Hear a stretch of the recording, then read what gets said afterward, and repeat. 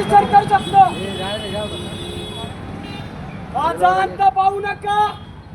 सरकारी अधिकाऱ्यांनी माझ्या हक्काचं मला मिळालं पाहिजे.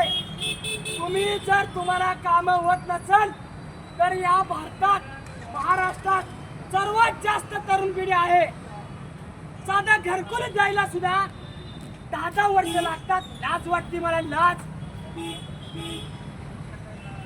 तुम्हाला जर सरकारी अधिकाऱ्यांना तुम्हाला जर साधी कामं होत नाही ती, अहो माझं साधं घरकुल आहे माझं, मला झोपायला जागा नाही, लाज वाटते मला. सरकारी अधिकाऱ्यांना जर कामं होत नाही ती तुम्ही खुर्च्या खाली करा, आताच खुर्च्या खाली करा.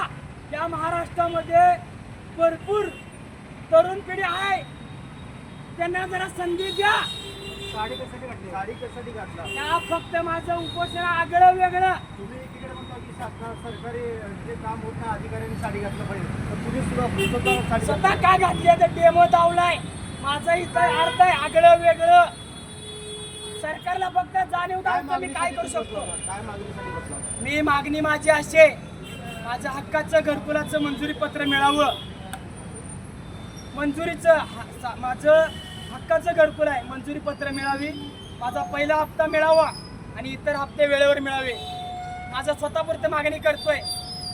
मला नाही इलाजानं या ठिकाणी सोलापूरला बसलो. याच्या अगोदर मी मोहोळमध्ये बसलो होतो. सकाळपासून वेगवेगळं करून दाखवा.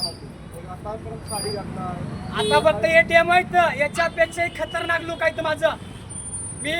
माझं शिक्षण झाले, मला त्रास द्यायचा नाही, माझ्या हक्काचं मागतोय.